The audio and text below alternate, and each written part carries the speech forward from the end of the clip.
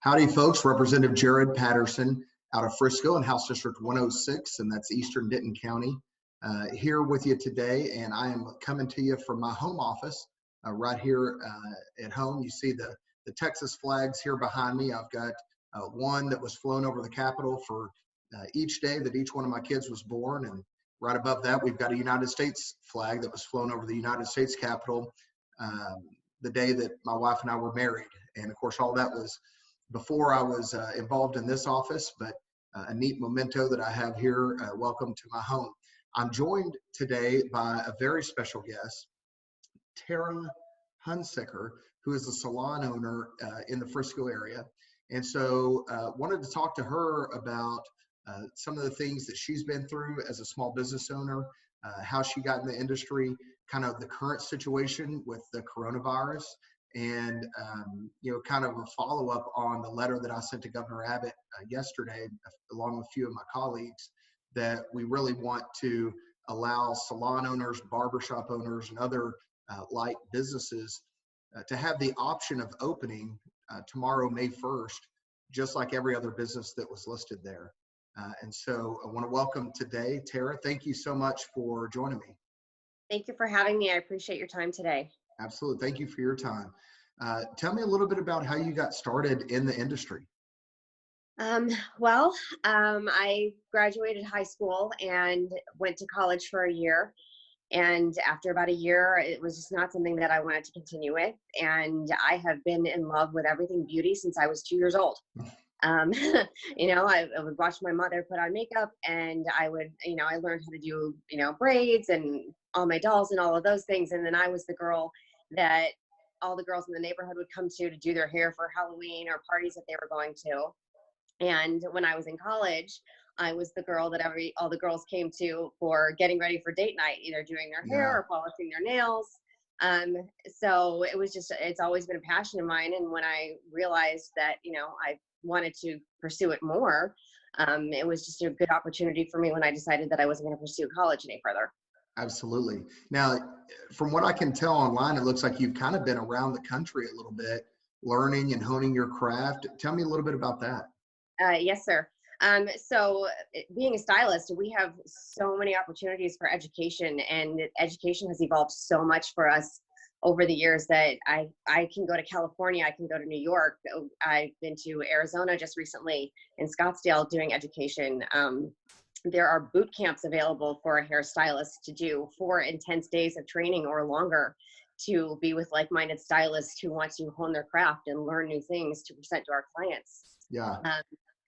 I know that there's even opportunity to go overseas if you wanted to do something and be involved with, Fashion Week or go to London or Paris. Yeah. So it's very crazy. exciting for us. Yeah, absolutely. That's nuts. I can't imagine going, all the way to Paris and being involved in something like that. I've been there once. I did a study abroad in college over in Europe, but to me, the image of Paris is just, fashion and, all that kind of stuff that really, quite honestly, I'm not very familiar with personally, but I can certainly appreciate it. So, you did something that I think a lot of people dream of. You did something a lot of people are successful at and that a lot of people fail at, and that's starting their own businesses and being a small business owner. Kind of walk me through that journey of, start that decision of starting your own business, hiring people, kind of what you go through, and a little bit about what the state of Texas has you go through to be able to operate in this industry. Well, I've been in Texas for about 12 years now. I was in Atlanta for a couple of years before coming here. I'm originally from Chicago. Oh, okay. So that's where I was licensed, and that's where I trained, and that's where I started my career. Texas was not on my list of places to live, but it's been the biggest blessing in my life and my family's life to be here. Absolutely. Love to hear that. I count that as, my blessing of opportunity to have this business. So I don't know that I would have had it the same if I would have stayed where I was. So, we came here for my husband's job, and oddly enough, I had a job lined up for me before he did. Nice. But I had worked at high-end salons as soon as coming to the Frisco area and built my clientele. And just, hairstylists have hustle. We just do. So I worked hard to build a book of clients and build relationships with people in the community. And I had the opportunity to go to a salon to work independently. And I loved having the freedom and flexibility of being able to do that. And so I wanted to take that concept and build a beautiful luxury salon for others to do it with me.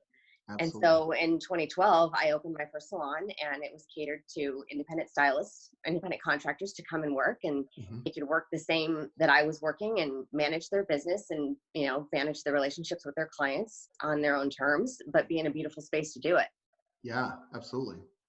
And then over the last few years, I had more and more students coming to me wanting to learn and apprentice, and stylists that were relocating from other areas that wanted to have a little bit more of an educational opportunity, a development opportunity, and just kind of a safety net before they went out on their own.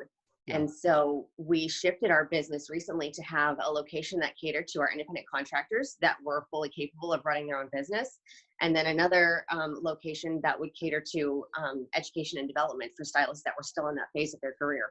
Oh, wow. That's really cool. So not only do you have the experience of, building a business for professionals, but you're also investing in the next generation of folks coming up into your industry to help grow and better your industry as well. So where are those salons located? Like, what's the name of it? Where are they located? Modern LUXE Salon. I have two locations. There is one at Legacy in Lebanon on Hmm. the corner there, but in the Legacy Ranch Shopping Center. And then I have another one that's not very far away from that location. It's at the corner of 121 and Legacy in the Yeah. Stone Commons Shopping Center.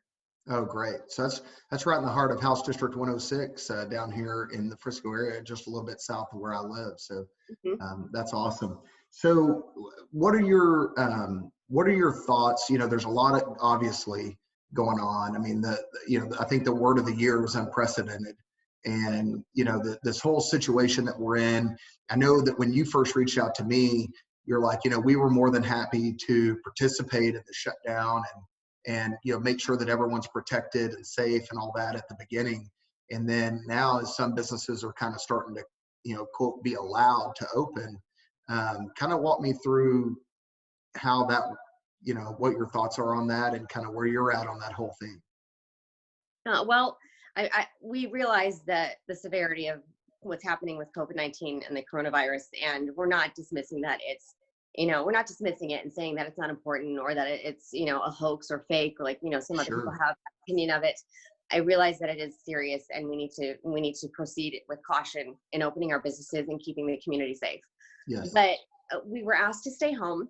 And when I saw what was going on and people were getting sick, I'm like, okay, this is serious. They're asking us to stay home. We will close the salon and we'll comply with the governor's order.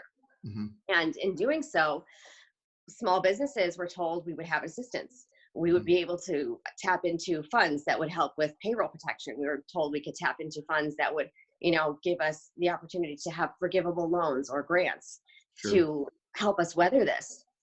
And it was supposed to only be for a couple of weeks. And now we're 7 weeks in of no business. Yeah. And, the way hairstylists operate most of the time, especially if you're an independent contractor, if you don't work, you don't get paid. Yeah. And a lot of these, uh, a lot of the programs that were told to us that would be available, many stylists have not been able to tap into. I've not been able to tap into. Hmm. I have landlords on two locations that have not communicated with me to help me either give me a deferment or discuss options. I'm only getting notices that I'm not paying my rent. Yeah. Yeah. That's I'm sorry if I cry. no, I mean, look, I mean, I mean, I can't even imagine scraping and scrapping to build up a business and through no fault of your own, have the situation come upon you when you've been doing everything the right way. And then, being forced to shut down and then be at risk of having it all taken away. Again, not because you made a bad decision or because you did something wrong or because, you hurt someone or something like that, but solely because of the coronavirus situation, the government shut down as a result. And so Exactly. I can't even imagine. And I know, quite honestly, you're not alone in that. I mean, we get calls into excuse me, into our office daily with folks trying to get assistance and trying to get through, the Texas Workforce Commission, which, has just been completely overrun. And we've dedicated some of our staff members to help, as many other representatives and senators have done, to help, get through and comb through the number of calls and requests that are coming through. So I know that's tough. So tell me a little bit about, you can't just go print a business card at Kinko's, and if those even exist still, and become a member of your industry and just, put a shingle on the door and say, hey, I'm in this industry. I'm a hairstylist. I'm a professional. I'm gonna color people's hair and cut their hair and do these things. You can't just go do that. You have to go through a number of steps. Can you talk to me a little bit about the licensing piece of that and some of what you go through to get that up and running? Right. Certainly you cannot just go print a business card and say, I'm open for business. Let me cut your hair. Yeah. Well, as of right now, I know it varies from state to state how many hours are required to get your license. I know when I was in Illinois, it was 1,500 hours. I believe it was the same when I came here to Texas. It was 1,500 hours required by the state. And in those hours, there is a huge focus on sanitation and infection control. It's something that's very important to know in our industry. And I'd say even to continue on with your license, they focus more on law and sanitation than your actual skill as a stylist. Even though we all want to be the best stylists we can be, and we're always Sure. pursuing education for our craft, the important part is we need to keep our clients safe. Yeah. So we work with sharp objects. We work with chemicals. We need to know how, that's going to affect a client if we screw it up. Yeah. And the state, they do inspections on salons and hairstylists every year at random. So they come in and they look at, the condition of your space. They look how clean you are. They look at if you have all of your implements separated the way that they should be, and they're not mixed in with things that are soiled, and that, they comb through every detail of a salon. To look. So you're saying that they can just stop by at any time without making an appointment or anything. They can just stop into your place of business and inspect these things to make sure that everything's right. Is that right? Yes. They show up completely unannounced. You don't know when they're coming, and they do it every year to salons all over Texas. And their job is to come in and make sure that we are practicing in a safe environment and keeping clients safe while we're practicing our craft. They look at everything. They look at laundry. They look at tools. They look at hair in our brushes. If our implements are clean or if they're dirty. They look at our fire extinguishers to make sure they're not out of date. Yeah. And if anything is out of place, they can fine you. Wow, absolutely. So, it's certainly within your best interest, not only for your customers and for your business interests, but from the state of Texas, to make sure that you're using all the proper precautions under normal circumstances, much less under, a severe virus outbreak like what we've had here in the United States and the world. Yes, and I've also been paying attention to the new protocols that are being released as other states are going back to work and allowing their salons to open. And as I'm reading through them, these are things we do every day. It's not any different. We're supposed to sanitize everything between each guest. Each guest is supposed to get a fresh cape and a fresh smock. You're not supposed to reuse things from guest to guest. Things need to be sanitized and disinfected, and made sure that each guest that comes in has a clean environment to receive service. Yeah, absolutely. So are the folks that work for you or the independent contractors that work at your salon, are you hearing from them, and are they wanting to get back to work? Are they concerned? We're all concerned. Yeah. Everyone is concerned. There are some that are more fearful than others, and that's to be expected, but there are also some that are they need a lifeline. They're out of funds. They haven't been able to tap into any sort of assistance. Right. So in order to put food on the table, they need to work. Absolutely. I have girls that are the breadwinners for their families. I have girls that are single mothers that need to provide for their children. I have girls that just graduated and have barely started their career and have an apartment and have rent to pay, have car payments. Yeah, absolutely. And they're relying on this job to be able to take care of those obligations. Yeah. That's incredibly tough. So what additional precautions do you think? And obviously you do a lot already just to keep your guests, healthy whenever they're there. But what additional precautions do you think that you could or should take if you were to be able to open up immediately like all the other businesses that will be? Well, as a salon owner and having smaller spaces than a lot of other larger businesses, I have full control of who comes in and out of my facilities. I am able to reduce the amount of people that come in and out of the salon. We are able to work by appointment only. Mm-hmm. So I can control not having crowds of people coming into the salon and waiting, and not being able to properly distance from each other. Sure. And if we need, we are more than happy to comply with wearing masks ourselves and our clients. Mm-hmm. Hairstylists a lot of times will double book appointments by having somebody over here receiving a service, and while they're sitting we can greet another guest and have somebody else come in. And by doing it by appointment only and serving one client at a time, we can truly create a one-on-one experience. Sure. In a group setting. Sure, absolutely. Yeah, I mean, that sounds pretty logical to me. And anybody that's been to the grocery store or any of the other places that have been open through this time, I mean, things have changed and people are doing things differently. And I think at least the people that I've been around at Kroger and at Walmart, that I've gotten groceries from over the last couple of months, I think just the average everyday Texan is taking more precautions. I mean, there aren't people out there that I'm seeing personally in this area that are doing dumb stuff. I mean, I'm sure there are somewhere, but it seems like just ordinary people are taking their own precautions. And then if you're taking precautions on top of that, it seems like, what's the difference between that and going to a movie theater and having people sit in the row behind you? Or well, the difference is that I can control my environment and make a safe place for clients to come and a safe place for my staff to operate. And many stylists are going to home, which is not safe for them right now either. That's not smart. So, but in desperation, they're doing home visits and going from client to client in all of these different homes and not knowing the kind of environment they're going to be in. If we're in a salon, we know we can sanitize our stations. We know we can disinfect our implements. We know that we can make sure that the client is safe and that nothing's going to go wrong. Right. So what do you think, obviously the governor announced this week, and personally, I think Governor Abbott's done a great job shepherding us through this. I know that he's worked very closely with the White House, with public health officials, both on the White House task force under Vice President Pence, and also in the state of Texas with our emergency management professionals and medical health and safety professionals here in the state of Texas.